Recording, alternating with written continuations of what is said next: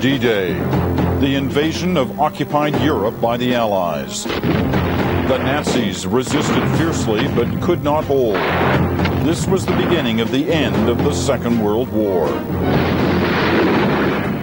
Canada attacked here, codenamed Juno Beach. 59 years later, veterans are back to open a museum dedicated to the memory of what they did. Canadians on D-Day, the Juno Beach Center. Here is Peter Mansbridge. Hello and welcome to this special presentation. The story of the Juno Beach Center begins, of course, on June the 6th, 1944. On that day, Canadians took part in the largest military operation in history, the Allied invasion of occupied Europe. Canadians fought with courage and determination that day, and they accomplished every mission assigned to them. But Canada has probably not been as good at remembering what was accomplished. The D-Day stories we hear are often told by the United States or Great Britain. Well, a group of D-Day vets decided to do something about that. They came up with the idea of a museum dedicated not only to D-Day, but to the entire Canadian War effort between 1939 and 1945. But there was no better place for it, they knew, than the sands of Juno Beach, where Canadians landed on D-Day.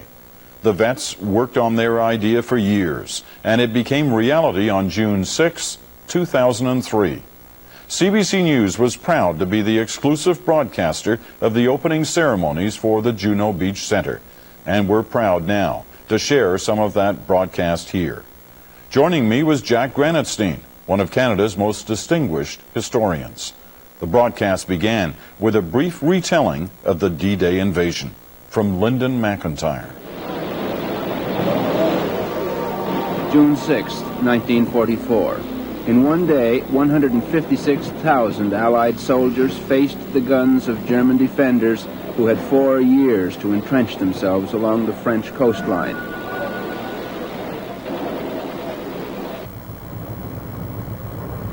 At 9 a.m. on June 5th, an armada began to grow in the English Channel between England and France. 7,016 ships of all shapes and sizes, assembled to carry 2 armies consisting of 7 infantry divisions and the armament to overrun France through a 50-mile breach on the Normandy coast. I would rate Normandy as probably the greatest military operation of its kind that was ever undertaken. Nobody had ever attempted to do anything on that scale. I mean, go back to the great sort of invasions by people like Genghis Khan. They were child's play compared to what had to be taken ashore and what was done in Normandy by ordinary people. As dawn broke on June 6th, 30 warships began pounding the coastal defenses. The assault regiments of Canada's 3rd Infantry Division began scrambling into their landing craft. They were to form the center of the British attack. Their objective, a 4-mile strip of coastline named Juno Beach. They'd spent years training for this moment. All night long, Allied bombers hammered German positions on shore and inland. 3 parachute divisions, including the 1st Canadian Parachute Battalion, were already behind enemy lines. Even with all the preparation and support, the soldiers knew they were walking a narrow line between life and death. But as they inched toward shore during an eternal 2 hours, the drama of the moment resolved into a primal misery. Hector Elliott, Queen's Own Rifles. We were about 7 miles out from the coast. It was about a 2-mile run into the coast. And we spent those 2 hours bobbing up and down in these little boats, which are flat-bottom things, not really designed for ocean going, with a tall ramp-type front. Again, not very seaworthy. So most of us were violently ill, and we had seasick bags. So I suppose in a way it was a bit of a blessing, because our minds were taken off the reality of landing on a beach by being ill, being very sick. Charles Dalton, Queen's Own Rifles. But it was a long ride in and going very slowly. And so the sickness sort of spread amongst people, so that when we got fairly close and the firing started, and one of my corporals said to me, I don't know what they've got in store for us, but if there's a tree there, I'm for it. Because he just had been so sick he couldn't think of anything the Germans could possibly do that would be worse than what he was going through. As they closed on their objective, nausea became the least of their worries. The assault craft ran a gauntlet of explosive obstacles under a hail of machine gun and shell fire. 1 in 4 assault vessels were damaged or destroyed. In another landing craft, Charlie Dalton's brother Elliot noticed that the gunfire was causing his helmsman to lose control of their assault vessel. He was a little off course, our guy, as we got close to shore, and I leaned over into this thing to tell him to go 100 yards to the right, and found out that he'd been shot between the eyes through the slit, and he was dead, and nobody was steering the thing. And as far as I know, and certainly in our regiment anyway, I was the only boat that landed absolutely dry. I didn't even get my feet wet. The rest of my other 4 all got dumped off farther out. But it was amazing. It just weaved its way through the mines and didn't hit a damn thing. For most of the attackers, there was one further peril before the final ordeal on the beach. Because of high tides and the maze of obstacles, many had to land further offshore than they'd expected. We thought, as we rehearsed, we were going to be landing in water up to our knees. And when I shouted, "Follow me," and dashed out, I disappeared into 8 feet of water. And as I was the second tallest man in the company, all the rest were walking on the bottom. And we had life preservers on, but they weren't enough to hold you up with all your ammunition and other equipment. So it was a struggle from that moment to get out of the water. That was the thing that was uppermost in your mind, was keeping from drowning. The 2,400 Canadians in the initial assault outnumbered the defenders on Juno Beach by 6 to 1. But the Germans were rooted in concrete resistance nests, and their guns created havoc on the open shore. The only reason I survived was the man on my right was hit 6 or 7 times in his left arm, and I was not hit. And the reason was, we found afterwards, that was as far as the machine gun could traverse through the opening that it fires out, was to there. That I'd been in his place, or a little closer to him, then I would have got those bullets down the center. But I did not get hit until I got to the wall. I got all the way in. But everybody to my right was a casualty one way or another. The Queen's Own Rifles suffered the heaviest Canadian casualties on D-Day, 143 dead and wounded. The Canadian toll in that opening round of the Battle for Normandy was 340 dead, 574 wounded, 47 taken prisoner. One of the saddest things that I can remember on D-Day is looking back from the seawall and seeing all the men lying there stretched out, killed and wounded, with a white stripe on their arm, which meant they'd been in the war, the first year of the war, and they hadn't even got across the beach. But that's everybody. You didn't have to prod anybody. They were out of that boat like track stars and across that beach and up the walls. Now I look back at it, it's very hard to understand. They were distinguished by a valiant and experience. None of the assault regiments had been in battle before. The Winnipeg Rifles, C Company of the Canadian Scottish, Regina Rifles, Queen's Own Rifles, the North Shore Regiment of New Brunswick, all had their baptism on Juno Beach. I had a dread that I'd be a coward. When I was a kid, I never liked the sight of blood, and I thought, my God, do I see people strewn all over the beach in pieces? Am I going to run away? So it was a fear of being a coward, really, that keeps infantrymen going, and that they keep on going forward in spite of the fact they're being mowed down. D-Day, really, when you look at it now, we should have been back in the Channel that night. I mean, we had no business winning. 2 assault brigades, along with their armored support regiments, secured the beach and adjoining towns. By noon, the Canadians were ready to begin a new invasion phase, an advance inland. Along the 50-mile coastal battlefront, the story was the same. American, British, and Canadian soldiers were establishing beachheads that grew more secure as the day unfolded. The cost varied. The Americans lost only 200 on Utah Beach on the far western flank.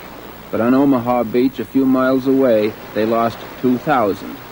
While Canada lost just under 1,000 on and near Juno Beach, the British had 1,200 casualties on their two beaches, Gold and Sword. Total Allied casualties on D-Day were more than 9,000, 3,000 of them fatal. Lyndon McIntyre's report first aired 19 years ago on the 40th anniversary of D-Day. Jack, when you watch those images, you hear those stories from some of the veterans who unfortunately have passed on since that was first aired. It reminds me when you and I were there 9 years ago for the 50th. Walking those beaches, obviously much different conditions when we were there, but you realize just how vulnerable they were when they hit those beaches to those German gun positions. Those German positions were built out of concrete. They're huge structures, virtually impregnable. And what we now know is that almost none of the bunkers were taken out by the massive gunfire from the ships or the bombing that preceded the invasion. In effect, it meant that when the Canadians landed on the beach, the Americans and the British as well landed on the beaches, they had to knock out those bunkers with rifles, machine guns, guts. The other thing that's striking, we look at those beaches, and they're great broad beaches. The Queen's Own Rifles, who were mentioned quite prominently in Lyndon McIntyre's piece, they had 1,500 yards of beach. The first wave of assault craft, 10 assault craft, put 200 men on that beach. And Charlie Martin, who was a company sergeant major in the Queen's Own and who wrote a very good memoir, talked about how alone he felt on that beach. We assume that there's thousands of men pouring onto the beach all at once. Not in the first wave. There were about 200 Canadians on the Queen's Own Beach, up in front of bunkers pouring machine gun fire at them. Quite astonishing. Yeah, absolutely. There's some lasting images. There's very little film shot that day. Some of the best was of the Canadians landing, and you often see those images that you saw in Lyndon's piece repeated elsewhere. But there's one very telling one that I always look to.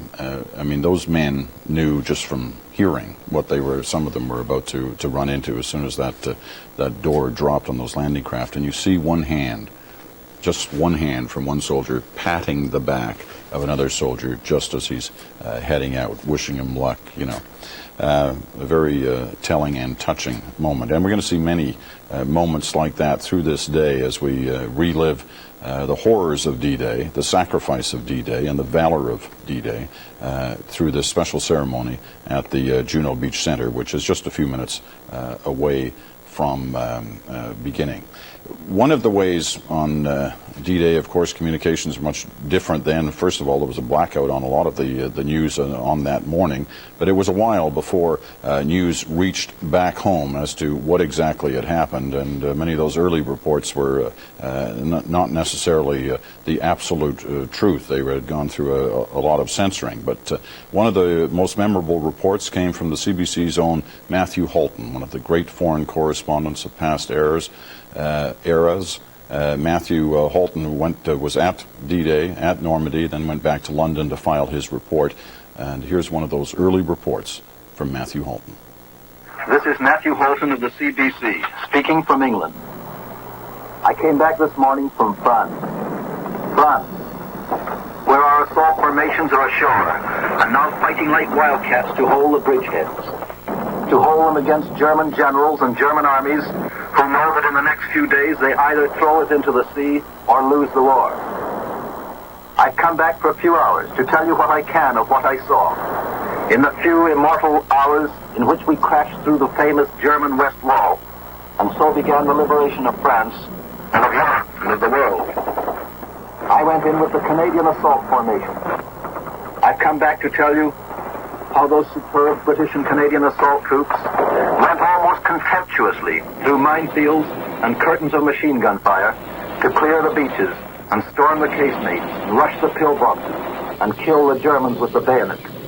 Those that didn't surrender, and many did surrender, and then push on to their objectives miles beyond. I've come back to tell what it felt like when the dream came true, the dream of going back to France.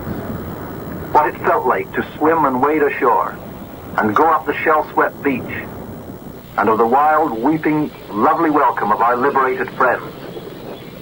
Then I saw men, women, and children taking shelter behind a hedge. I went over to them. They embraced me, and I made an absurd little speech in French. We went on down the lane, and I saw French women putting roses on the face of a dead Canadian.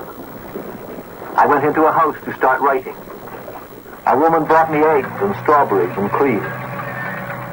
In a half days, I began to write. We had broken in. We were in France. This is Matthew Holton of the CBC, speaking from England. Matthew Holton's report, of course, that was for radio. We added those pictures to make it acceptable for television these many years later. So as the VIPs take their spots, we'll listen to the anthems of both countries.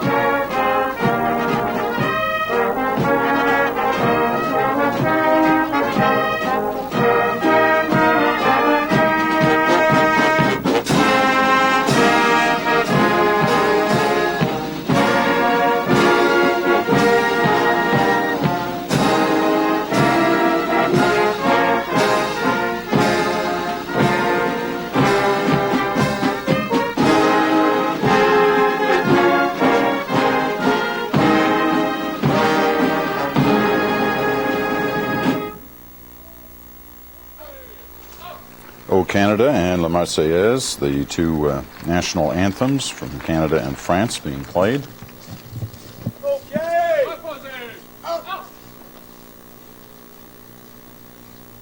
And ceremonial band in the Guard of Honor now taking their positions, as do the two prime ministers.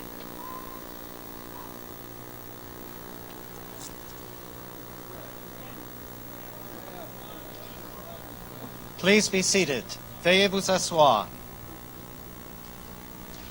The Canadian parachute team, the Skyhawks, will now deliver a Canadian flag to the Juno Beach Centre from Canada. Through dynamic performances, the Skyhawks demonstrate the high standards of professionalism, physical fitness, and teamwork prevailing throughout the Canadian Armed Forces.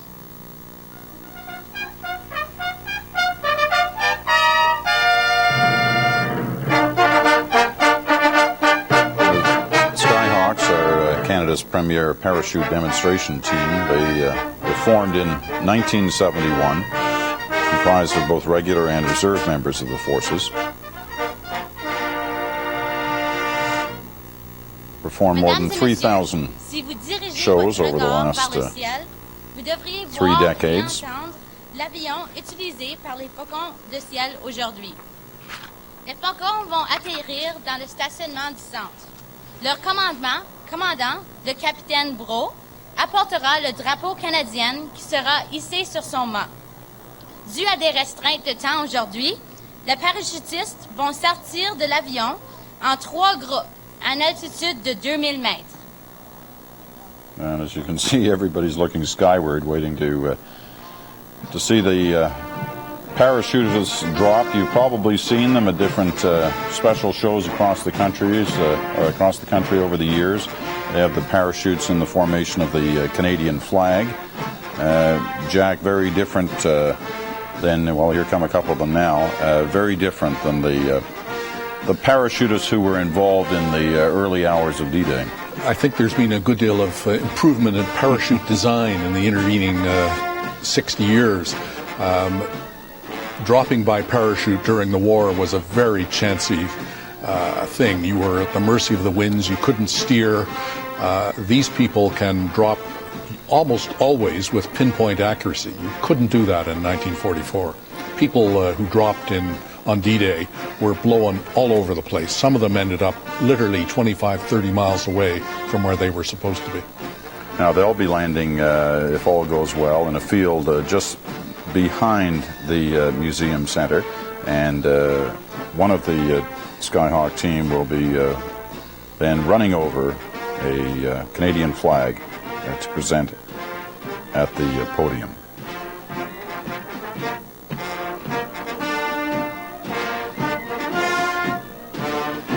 Now, while performances are the major function of the Skyhawks, they also provide instructor assistance for parachute training to Canadian Forces members.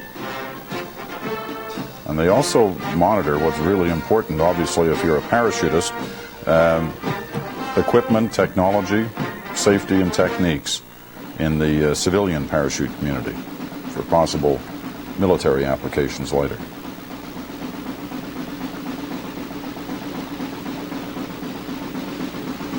Please stand as the Canadian flag is raised for the first time officially at the center and the playing of O Canada.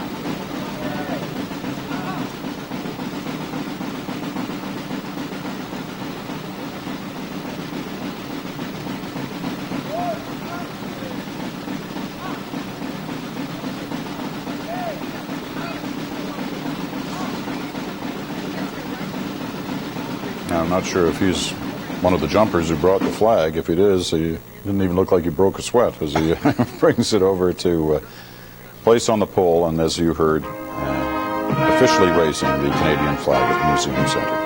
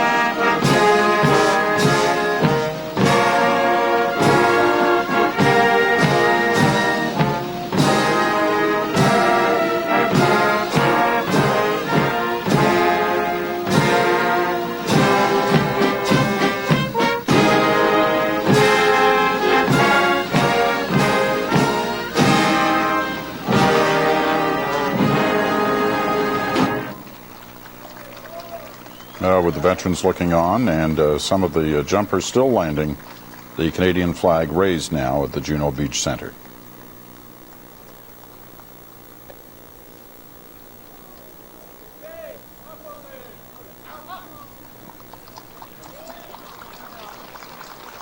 A couple of special moments about to take place at the podium now. A young woman who is working at the centre, she's from Alberta, Anne Levesque. Merci. Veuillez vous asseoir. Please be seated.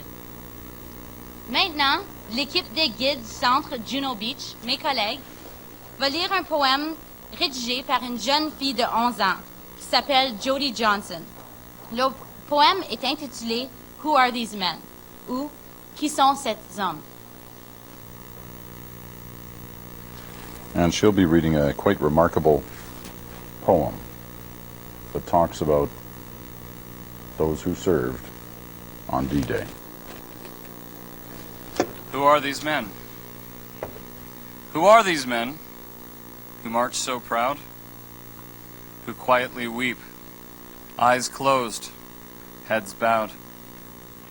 These are the men who were once boys, who missed out on youth and all of its joys. Who are these men with aged faces, who silently count the empty spaces? These are the men who gave their all, who fought for their country, for freedom for all. Who are these men with sorrowful look, who can still remember the lives that were took? These are the men who saw young men die. The price of peace is always high. Who are these men who in the midst of the pain whispered comfort to those they would not see again? These are the men whose hand held tomorrow, who brought back our future with blood, tears, and sorrow. Who are these men who promised to keep alive in their hearts the ones God holds asleep? These are the men to whom I promise again, veterans, my friends, I will remember them.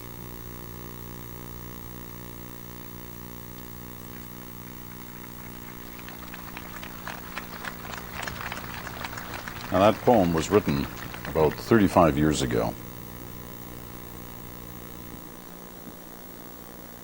This is the French version now. Qui sont ces hommes? Qui sont ces hommes qui marchent si fièrement, qui pleurent discrètement, les yeux fermés, la tête inclinée? Ce sont les hommes qui furent des garçons, qui ont raté la jeunesse et toutes ses joies. Qui sont ces hommes au visage vieilli, qui comptent en silence les places vides? Ce sont les hommes qui ont tout donné, qui se sont battus pour leur pays, pour la liberté de tous. Qui sont ces hommes au regard triste, qui peuvent encore se rappeler les vies prises? Ce sont les hommes qui ont vu les jeunes hommes mourir. Le prix de la paix est toujours élevé. Qui sont ces hommes qui, au milieu de la douleur, chuchotent du réconfort à ceux qui ne verront plus? Ce sont les hommes qui tenaient de main entre leurs mains, qui ont ramené notre avenir avec du sang, des larmes et du chagrin. Qui sont ces hommes qui promettent de garder vivants, dans leur cœur, ceux que Dieu garde endormis? Ce sont les hommes auxquels je promets encore, vétérans, mes amis, je me souviendrai d'eux.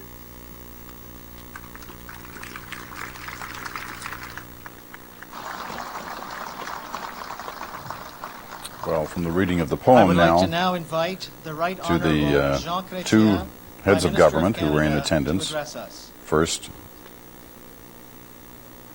the Prime Minister, Jean Chrétien, and then the French Prime Minister, Jean-Pierre Raffarin.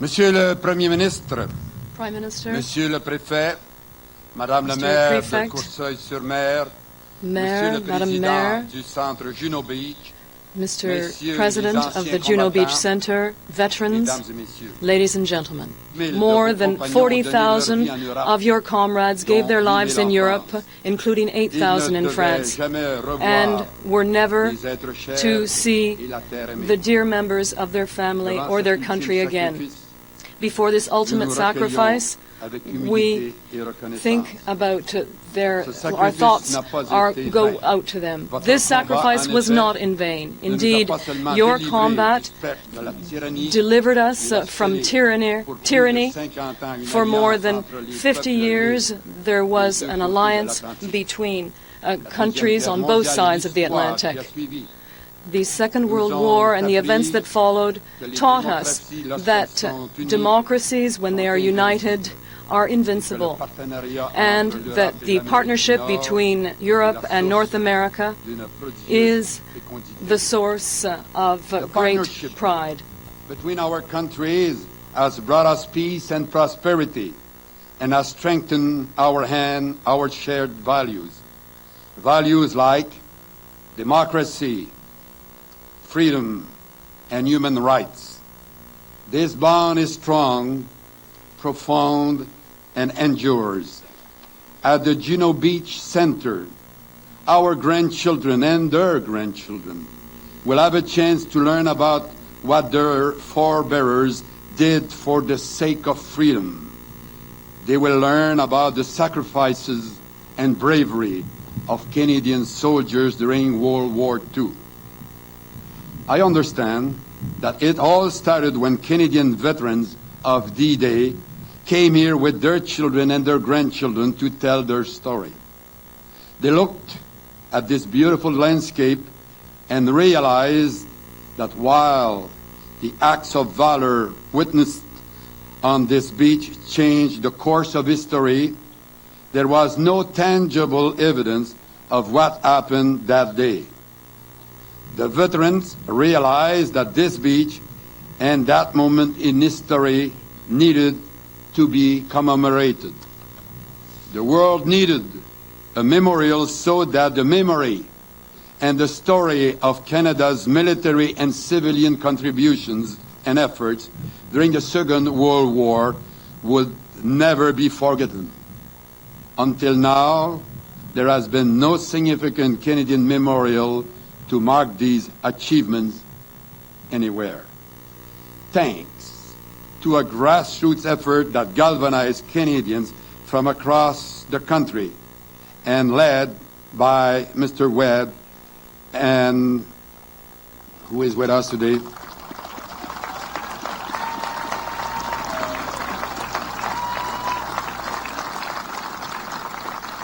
The Juno Beach Center project has come to be.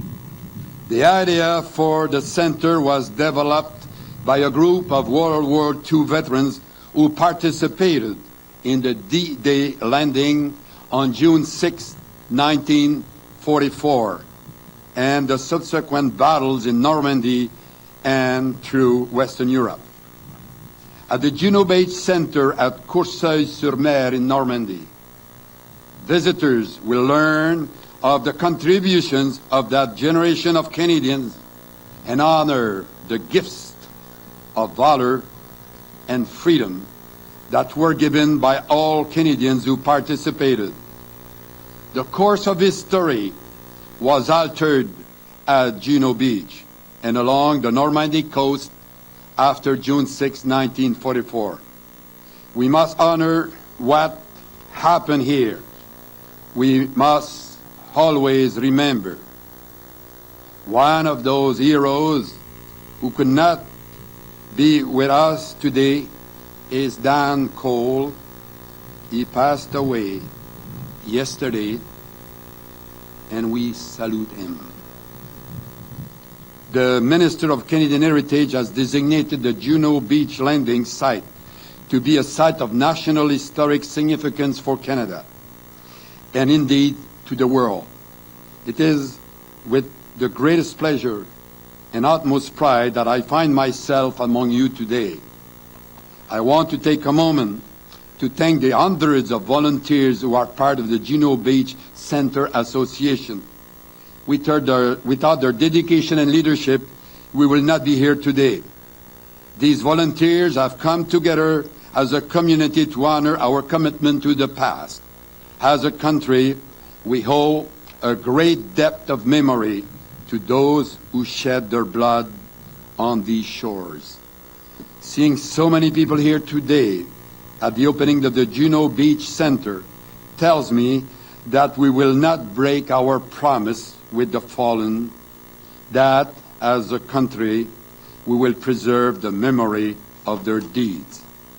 And I also like to thank members of Parliament John O'Reilly and Patty Torsney, as well as the late Ron Duhamel, for their hard work on this project. Thank you, veterans, for your valor and your sacrifice. Thank you for mobilizing the private and public sectors behind this worthy cause. Thank you for what you've done for France, Europe, Canada, and the world. Merci beaucoup. Thank you very much.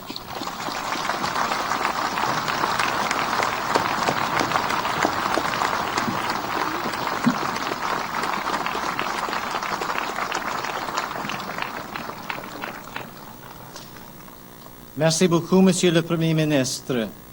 La prochaine allocution sera prononcée par Monsieur Jean-Pierre Raffarin, le Premier ministre de la République the française. Prime Minister of France, to make his comments.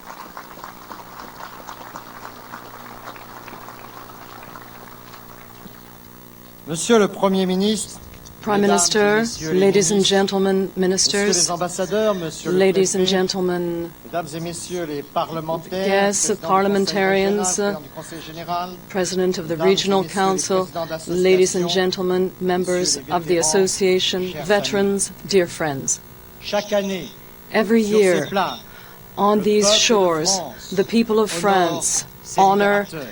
their liberators Avec fidélité with et reconnaissance. recognition Nous and leur gratitude. un hommage ému We et pay admiratif. emotional and admiring tribute to them. À l'occasion de Today, l'inauguration on the du occasion centre Juno of the Beach, inauguration of the Juno nous Beach nous Center, souvenons we enfants remember du Canada the children of débarquèrent Canada who si landed jeunes, on these si shores jeunes en so young 1944 on June the sur la 6th, terre de 1944, Normandie, on the terre de beaches of Normandy Hello. here in France.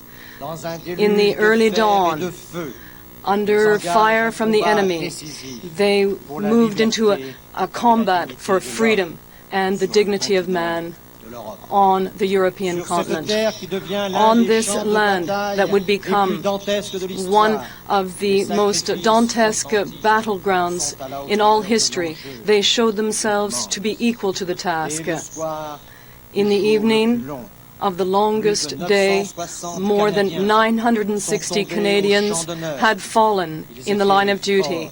They were strong because they were aware of their important mission for liberty.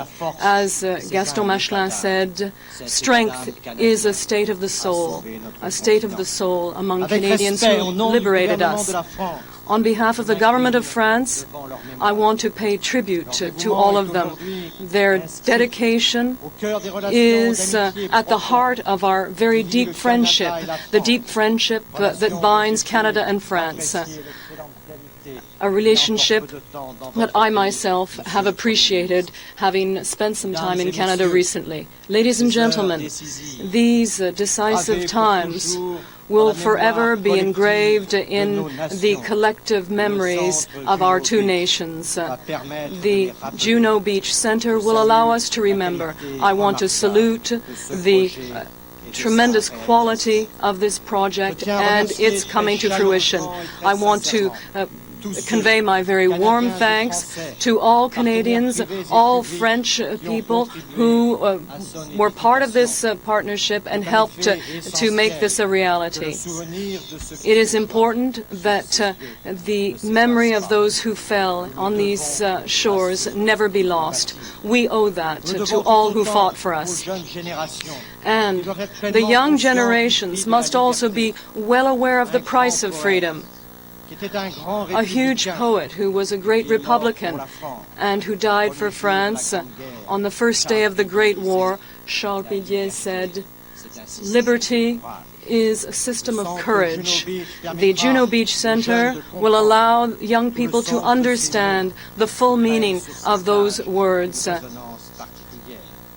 and to understand exactly what happened on these shores. They will also realize the very special bonds that unite our two peoples, the people of Canada and the people of France. Prime Minister, I want to take this opportunity to say to you once again how grateful we are to maintain this friendship. Today, we are commemorating the landing of June 6, 1944, and I also have thoughts for all the Canadians who came here in August 1942, the dramatic and tragic outcome of that event is something that we will never forget. It is something that allowed us to prepare the next decisive steps of the war. And we must also remember and show our gratitude to all those who made that contribution. Many, many have paid tribute and showed their gratitude. And at this time, I am also thinking of your compatriots, Prime Minister, who fell by the thousands in the line of duty during the First World War at Vimy Ridge, where on the 9th of April there was a momentous battle that took the lives of 3,500 young Canadians who are still in our memories today. At this time, I would like to have a special thought for the people of France who came back to die here on the shores of France for their country. Ladies and gentlemen, at no time has France forgotten the role of its allies. Canadians, Americans, British, fighters representing the various nations of the Commonwealth and the different regions of the world, all these men have made the supreme sacrifice. Many have made that supreme sacrifice to ensure our freedom today. So it is with admiration and affection that I salute the veterans who are with us today. In this place where we are together, we are seeing something of a great importance to all of us. On June 14, 1944, General de Gaulle came back to the shores of France.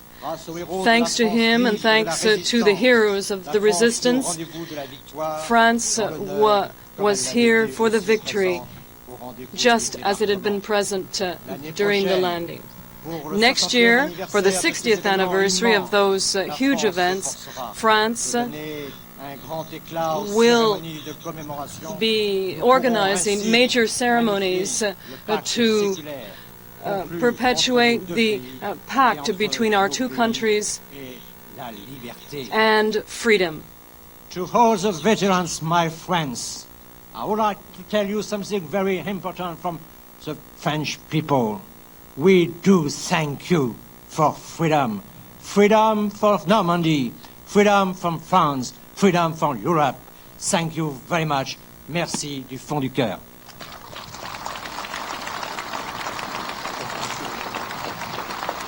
A firm and sincere message from the Prime Minister of France, Jean-Pierre Raffarin. Following the remarks by Prime Minister Chrétien, the two leaders will be invited to now dedicate a special plaque, which we'll tell you about. But quite the speech from Prime Minister Raffarin, not only talking about the Canadian troops involved in D-Day, but as well the Americans and the British, but also making a special point of talking about the Canadian troops who fell at Dieppe 2 years previous, in August of 1942, in the very controversial and failed attempt to launch an invasion onto the European shores. This is the special plaque, and we'll read it here. Dedicated to Canadian veterans of the Second World War, at the official opening by the Right Honourable Jean Chrétien, Prime Minister of Canada, and Mr. Jean-Pierre Raffarin, Prime Minister of the Republic of France. June 6, 2003.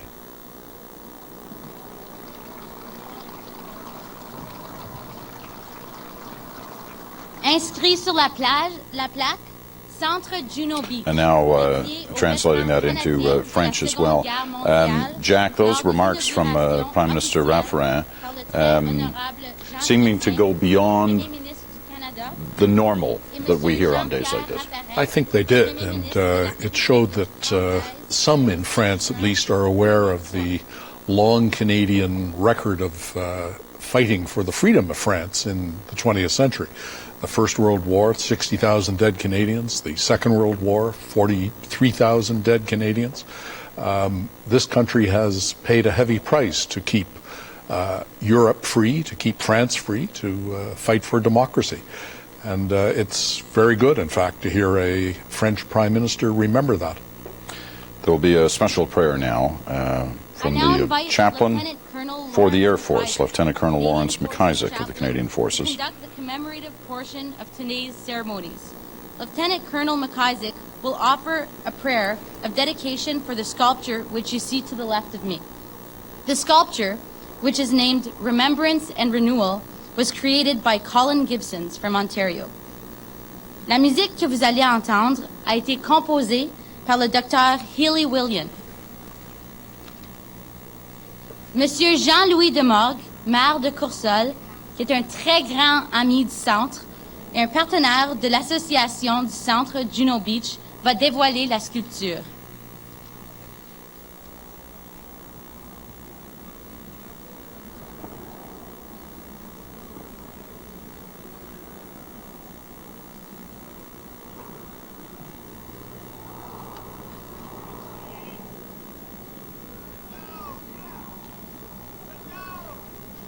Remembrance and renewal. Aujourd'hui, nous nous souvenons. Nous sommes rassemblés ici pour nous rappeler les hommes et les femmes du Canada qui ont sacrifié leur jeunesse afin de répondre aux besoins de ceux qui avaient perdu leurs droits et libertés. Who had lost their rights and freedom. As we dedicate this memorial sculpture and center before God and each other, we renew our pledge as Canadians that we will never forget, and that our children and future generations of Canadians will never forget the service and sacrifices made by the more than 1 million Canadians who volunteered for service in the Navy, the Army, the Air Force, the Merchant Marine, and those, of course, who served on the home front in support of those overseas. Prions. Let us pray. Let us pray.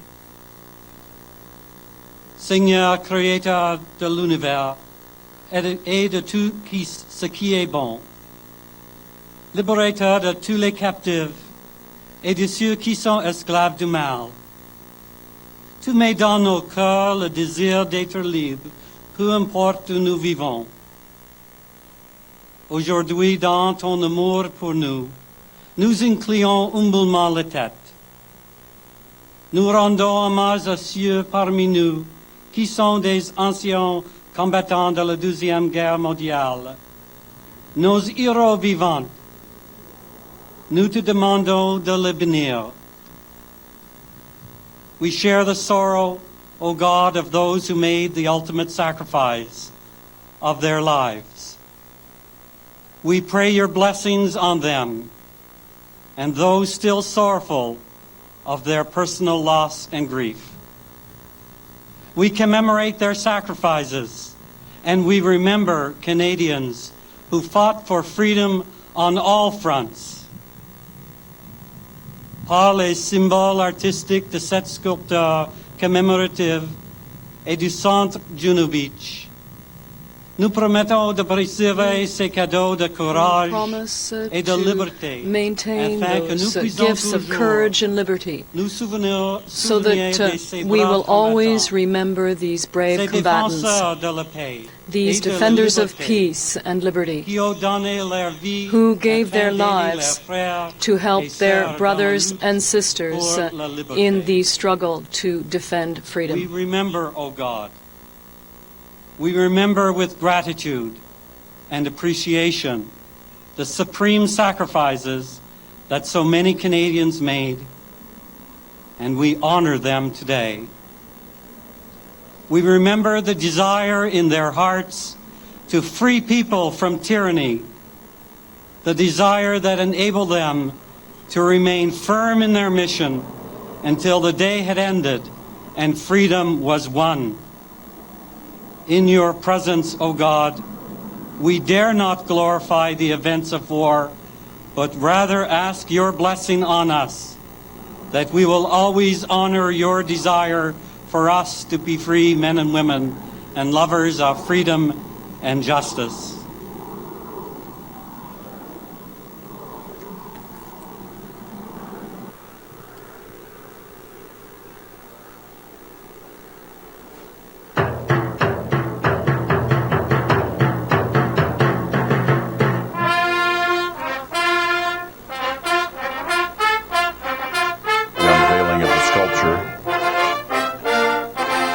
the sacrifices of all Canadians who participated in World War II.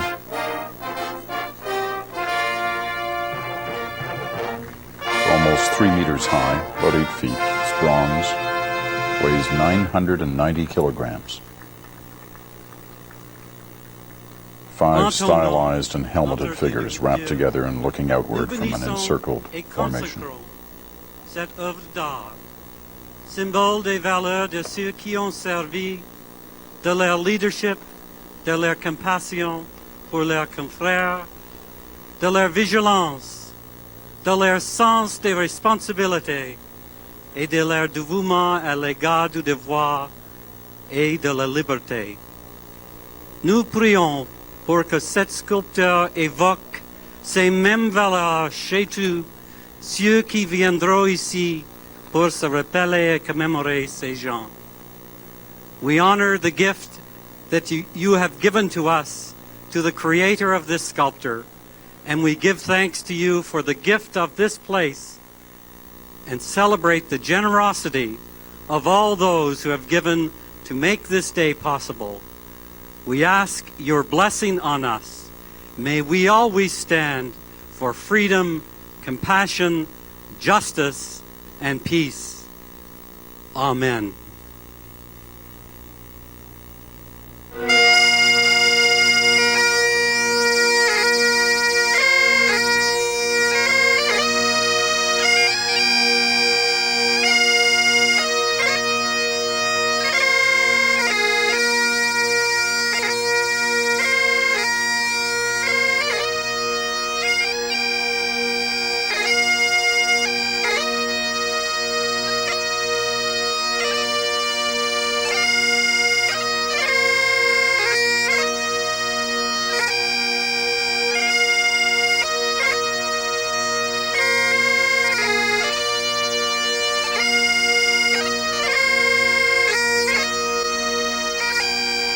We honor the supreme sacrifices made by the thousands of Canadians, our brothers, our fathers, our grandfathers, our uncles, our comrades during the battles of war.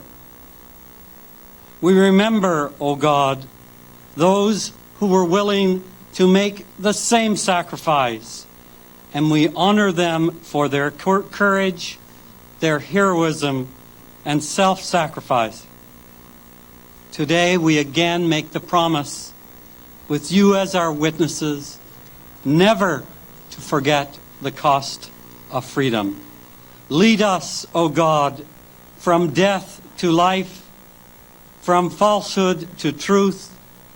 Lead us from despair to hope, from fear to trust. Lead us from hate to love, from war to peace. And let peace fill our hearts, our world, and our universe. Amen.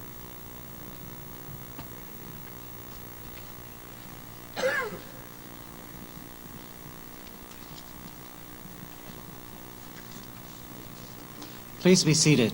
Veuillez vous asseoir. Nous procéderons maintenant au dépôt de gerbes. Les premiers gerbes seront déposés par le très honorable Jean Chrétien,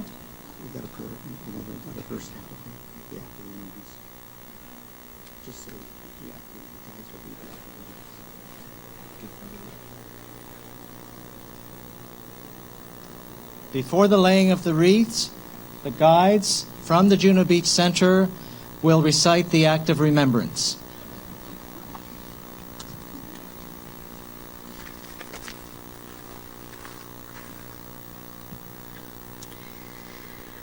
Ils ne vieilliront pas comme nous, qui leur avons survécu. Ils ne connaîtront jamais l'outrage ni le poids des années. Quand viendra l'heure du crépuscule et celle de l'aurore, nous nous souviendrons d'eux. They shall grow not old, as we that are left grow old. Age shall not weary them, nor the years condemn. At the going down of the sun, and in the morning we will remember them.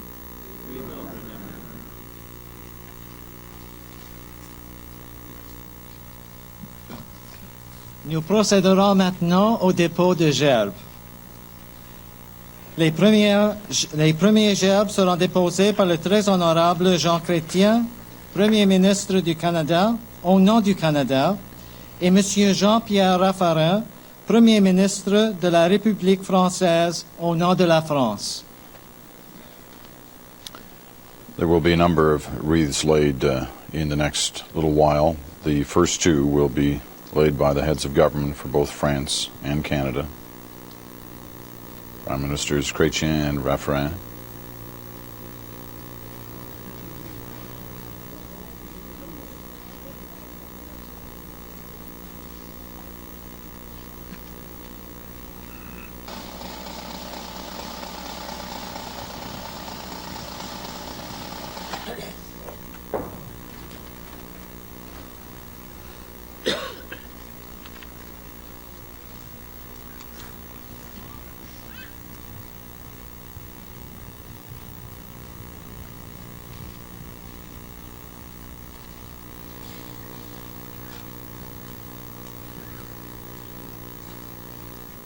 Long day for many of these veterans who, it's like the longest day 59 years ago, but a lot of years have passed. Many of these gentlemen well into their 80s. It's been a day of ceremony and remembering in France. These pictures coming to you live from Courcelles-sur-Mer, where the special dedication ceremony is underway. The sounds of the Spitfire were the sounds of freedom. Very shortly, you will see and hear Air Commodore B. Smith approaching.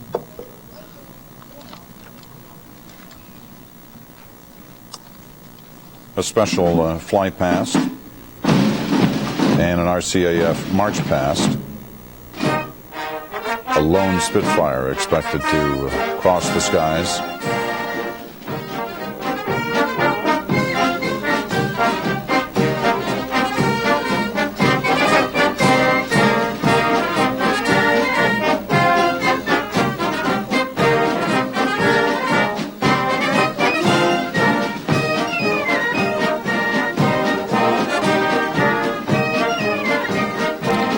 French Prime Minister Jacques referring to next year's 60th anniversary. It will be a big one. The 50th one was huge in terms of the various ceremonies that took place throughout the Normandy region. Here comes that Spitfire. As many crossed those skies on June 6, 44 in a much different way, trying to protect the troops on the ground, many of whom were involved in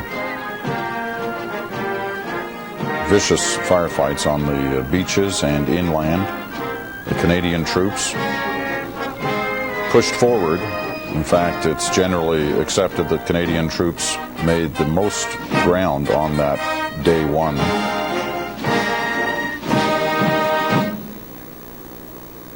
But it was tough slogging. After the first day, it took a long time to meet the objectives. It was tough slogging through the entire campaign. There's no easy days when you're fighting the German army. They were defending an evil cause, but they were superb soldiers, and it took a vicious, brutal struggle to drive them out of their positions, to drive them out of France, back towards the German borders. A lot of Allied dead in achieving that. The Spitfire, one of the great fighters of the Second World War. Many young Canadian lads flew these aircraft. Allied air superiority was the one thing we really could count on. It was absolutely dominant over Normandy, over the entire Western European battlefields. The Typhoons, for example, terrorized German armor, and certainly the German soldiers tended to hide, essentially, whenever they heard aircraft, because they knew it wasn't the Luftwaffe anymore. I would now invite Mr. Mario Pelosi, President of Walmart Canada, to say a few words.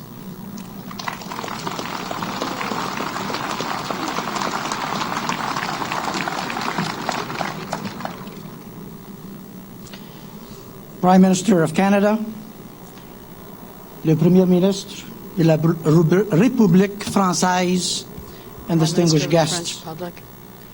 It is an honor to stand among a generation of Canadian heroes. Those who served Canada during such a pivotal time in our world's history. Nos soldats ont combattu pour nous offrir un avenir meilleur. Fought to give us a better Ils ont future. prouvé d'être They des combattants proved déterminés that they were et des determined ambassadeurs soldiers and ambassadors de la paix of peace. Aujourd'hui, nous reconnaissons Today, leur contribution we are exceptionnelle. recognizing their exceptional Nous leur rendons contribution hommage. and paying tribute to them. Juno Beach est le meilleur endroit pour le Juno faire. Beach is the best place to do that. This beachfront was once a battlefield. D-Day, 59 years ago today. Our Canadian soldiers were among the first into action to break enemy lines and to establish the foothold that liberated Europe. It was a relentless show of force, and it did cost us dearly. One journalist wrote, Canadians lay in blood-stained battle dress, in the sand, in the grass, on the wire, and by the concrete forts.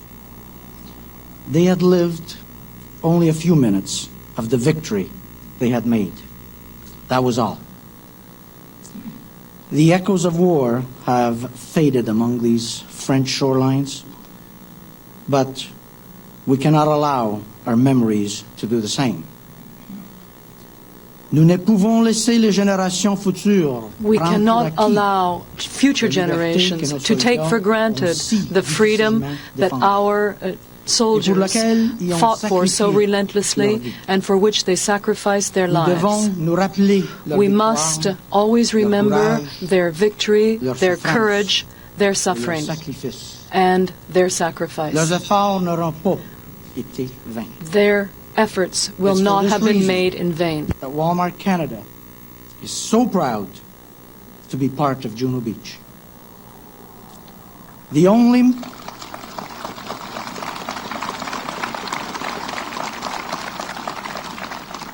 The only memorial and information center of its kind.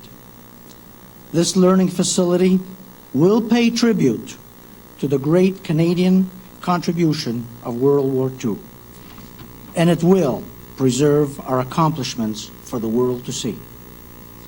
We salute the men and women who brought this vision to life, especially Garth Webb, Lise Cooper, whose leadership was invaluable. And we recognize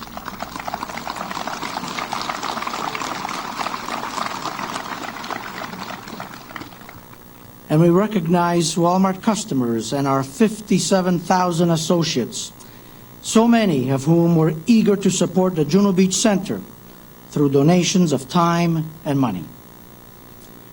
Our efforts are a very small gesture in light of the great acts made by those who served our nation.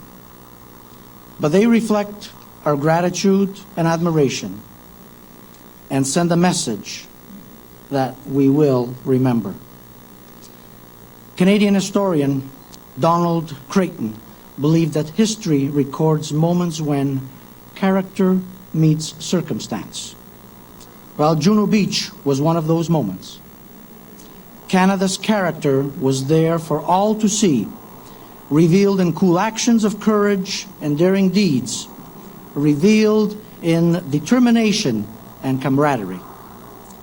For those who died on Juno Beach and those who broke enemy lines, for those who rode the rough waters and ruled the Norman skies, you took to battle to build a better tomorrow.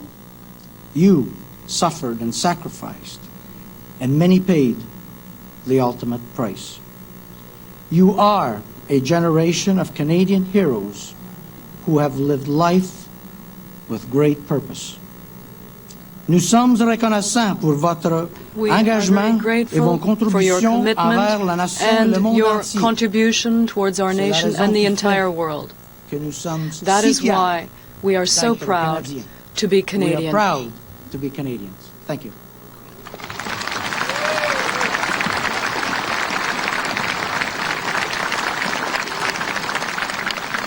The final Merci speech beaucoup, in this Monsieur Pelosi. portion of the ceremony comes from Garth Webb, and he's the president of the Juno Beach Center Association, and if it wasn't for him, there wouldn't be a museum here at all. It was his idea in the first place, and then he persevered, pushed to ensure that it le happened. colonel Bernard Feinstone de l'armée et le commandant Cecil Brown de la force aérienne. Wow, they seem to have, maybe they're just rearranging things here a little bit. There's going to be a ribbon cutting, first of all, with some of the representatives we saw in that fourth wave of the wreath-laying ceremony, including Colonel Bernard Feinstone, representing the Army, Captain Ray Phillips, the Navy, Squadron Leader Cecil Brown, the Air Force.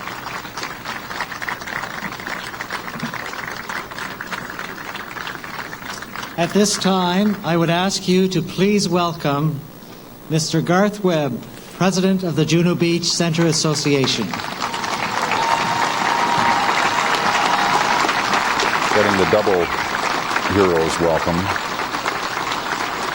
not only as a veteran, but also as the man so responsible for this happening. You need to stand on that. Do I need to?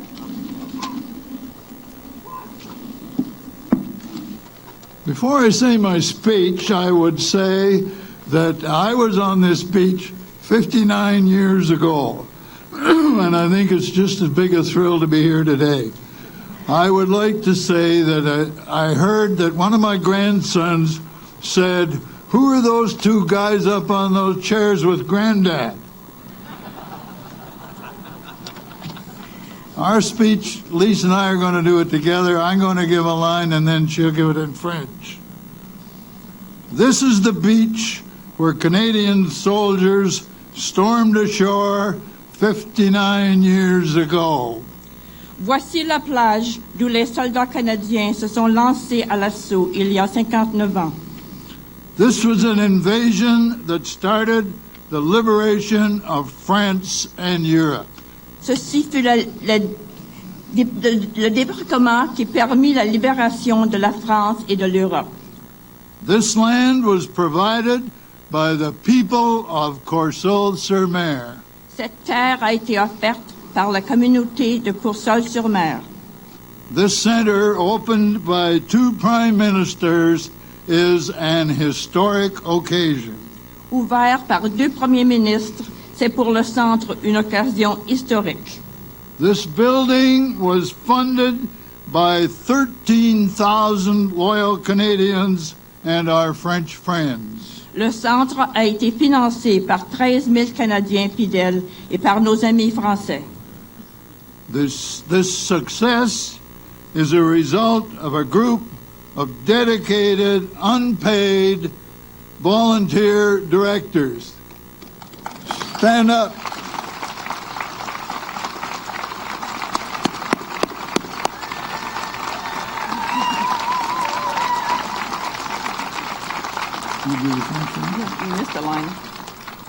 Ce succès résulte du dévouement d'un petit groupe de directeurs bénévoles. I missed a line. This center was funded by 3 levels of government in 2 countries.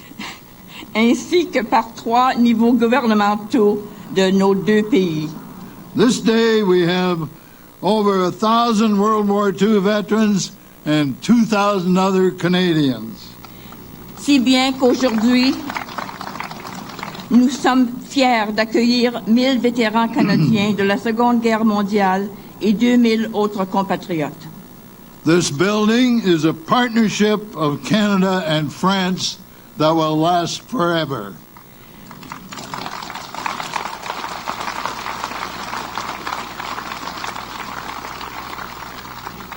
Cette institution, témoignage du partenariat entre le Canada et la France, nous survivra à jamais.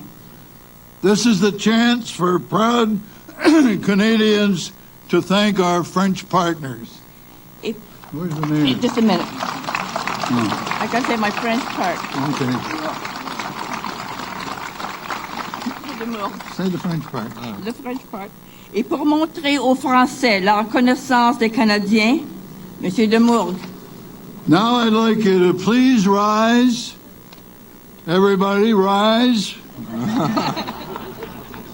Join together with us in 3 rousing Canadian cheers for our French friends. Hip, hip, hooray! Hip, hip, hooray! Hip, hip, hooray!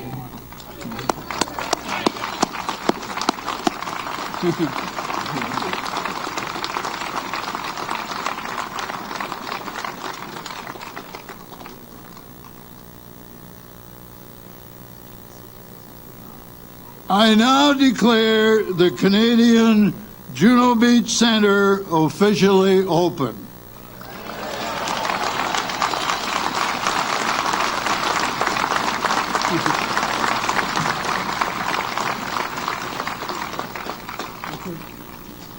Well, he's quite the character, Garth Webb.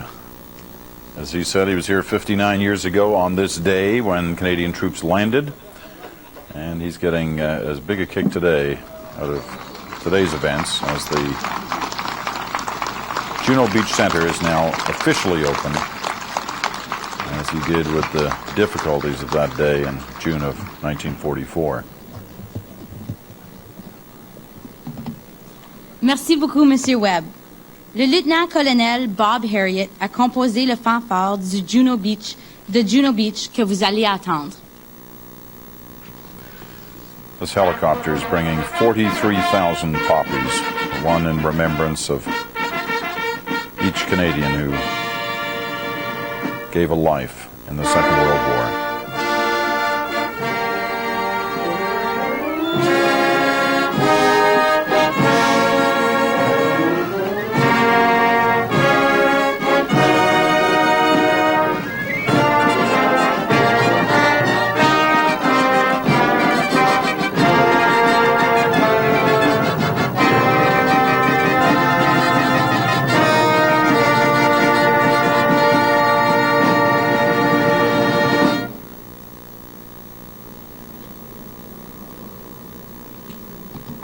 Please be seated.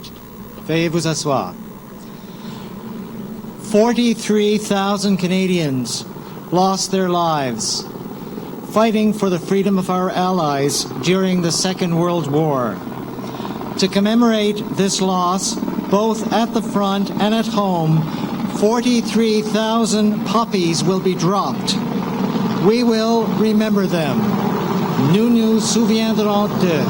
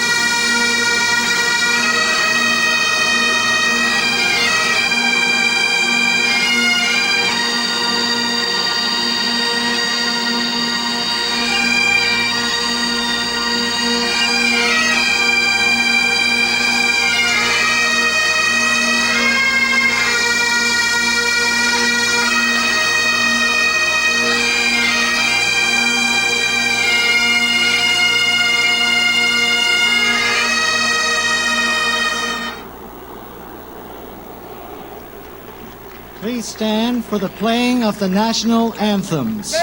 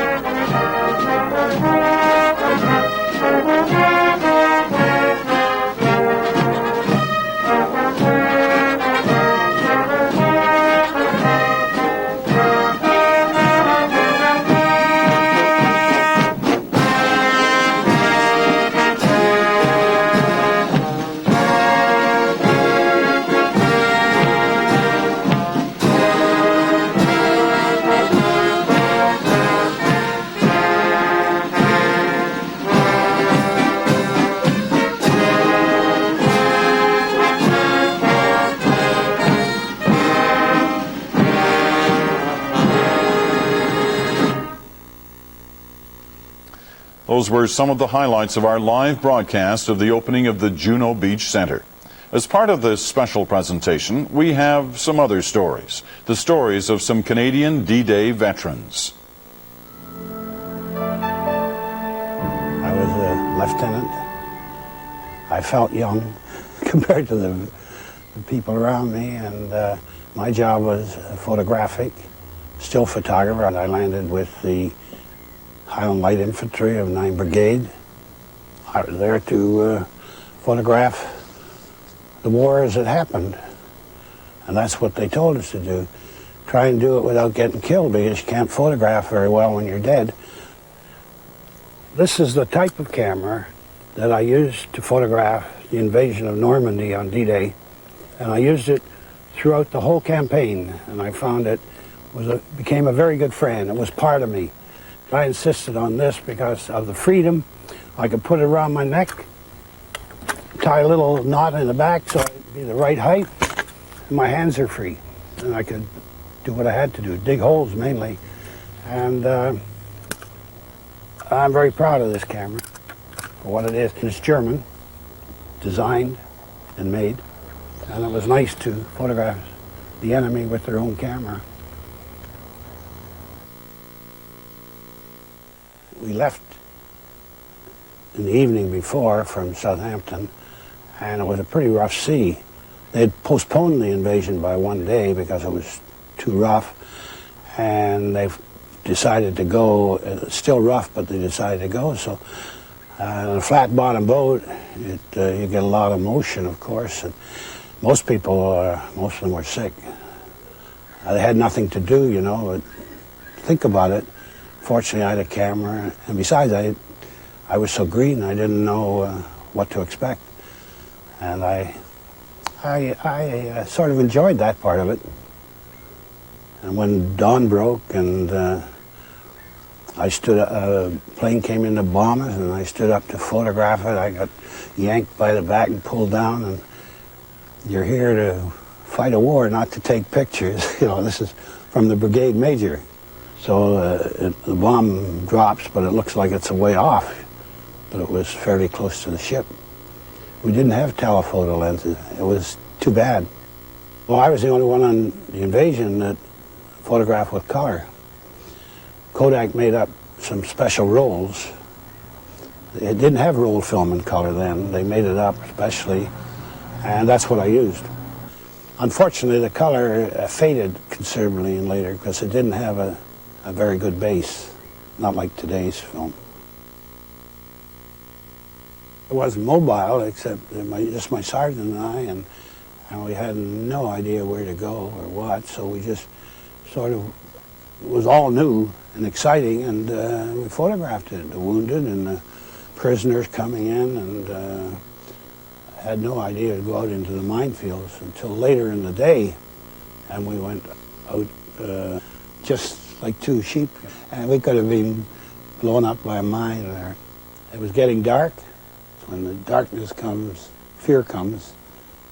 I saw some guns firing, our guns, fortunately, in the field, so I went over and asked them if we could bunk there for the night. And the young lieutenant said, "Sure, here's a shovel." Like this, a shovel. So dig. And that's how we dug a hole, and we didn't sleep. We were supposed to take con on D+1 and it was a month in, July the 9th from June the 6th. But at con, they decided they were going to blow the city off the map. And then, what the tragedy of it all was that when we went in, the tanks couldn't go through the rubble, and they couldn't go around because of the rivers and so on. So we had to spend days clearing the roads that we had just made a mess of. There wasn't the wild enthusiasm that we got later on, because that was a terrible bombing, and the big church was full of people just with nothing left. They just sitting there. I don't know whether I'm not a general or anything, but to me, I thought it was a handicap to us. The baby was born in a farmhouse in Villon-les-Boissons. There was only one lady, and the Germans had taken her husband away for forced labor. And I hear this moaning and groaning, and she was in labor. So I didn't want to get too involved in that, so I got my dispatch rider to go out and find a doctor. And he came back very quickly with a French doctor, a nurse, an American doctor who was an observer. I guess the baby wasn't even a minute old. And the nurse and the two doctors, and the light came in the window from the farm right on her like that. I had the camera on my neck, jumped up and taking pictures. And they are historic. Because when I did the book Curtain Call 5 years after, I photographed her in the same barnyard, playing with her rabbits. Then I went back 25 years after. She was married and had a little baby, so I photographed her again. And 40 years after, the baby had grown up. I found that we saved a country, and that our soldiers didn't die in vain, because they gave French a whole new life. And each time I go back, I can see how much happier and more prosperous they are. And I kind of feel happy that I had a little bit to do with it, and all those other people, and they are appreciated.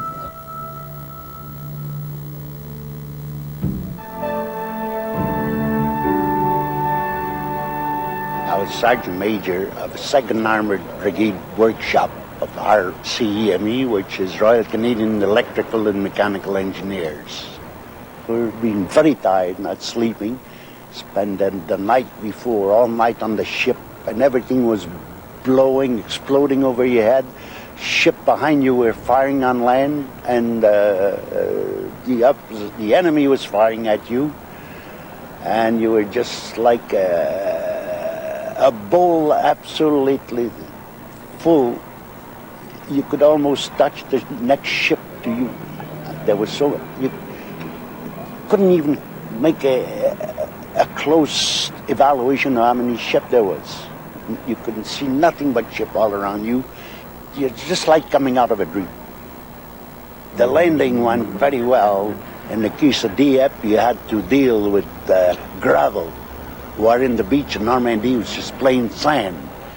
So the biggest problem there was the drowning of vehicles. To get to those that drowned, wait for that low tide, and get the recovery vehicle to recuperate the equipment. There was tanks that was modified as a floating unit. I was kept secret right to the day of the invasion. I was 4 years in England, and you can be working on part of it, but you don't know what you're doing. This part is moved to somebody else, and your right hand wouldn't know what your left hand did. Everything was kept secret, so you knew just the little part that you need to know. This was very important in the fact that we actually very surprised the enemy. They never expected to see these things come along. It was out of their imagination to see a little rubber boat come out and all of a sudden surge out of the sea to be a tank. There was a canopy built all around the tank with a rubber boat that was riveted all around. And actually the tank was lower than the level of the water. And when the tank got ashore, all the waterproofing was all blown off the tank, and you had actually a fighting tank on the ground. I was supervising the repair of tanks. The challenge was to almost do the impossible, such as you couldn't get parts to repair, you just cannibalize in order to keep as many going as you could. These trucks, we had many different types of them, equipped with machine shop work. Each truck was equipped with specialized equipment. It's a mobile workshop. They were also our home. We put our bunk on the floor, and that was our home. And when you get to an area, you group them together and get them as handy to one another as you could. When we got to France, the first area where we all got together and really in full operation, and there's a little boy that creeped to us up just about half dead, so everybody was giggling chocolate and candy and whatnot, but we saw the little boy was just about dying, so we decided we let the MO see it. So the doctor saw the little boy and looked after him and told us if he goes back to where he lives in the rumble of his house there, he won't last. So the boy took him up and made him a place to sleep there and looked after him. And a couple of days after, the little boy was running all over the place, and he wouldn't stay home anymore. He was always following us around. He kept in touch with us, and he communicated with the unit, and he started to write. I am going back to Normandy too for memories. Look the place over. I was there a few years back, and I saw the museum at Bernières-sur-Mer, and I thought it was fantastic. That museum struck me as though I was during the invasion again. And it left me thinking so much, and I still saw the bodies on the ground. I felt bad.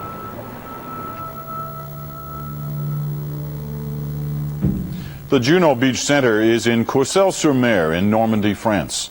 I hope you can make it there one day for a visit. I'm Peter Mansbridge. For CBC News, thank you for joining us.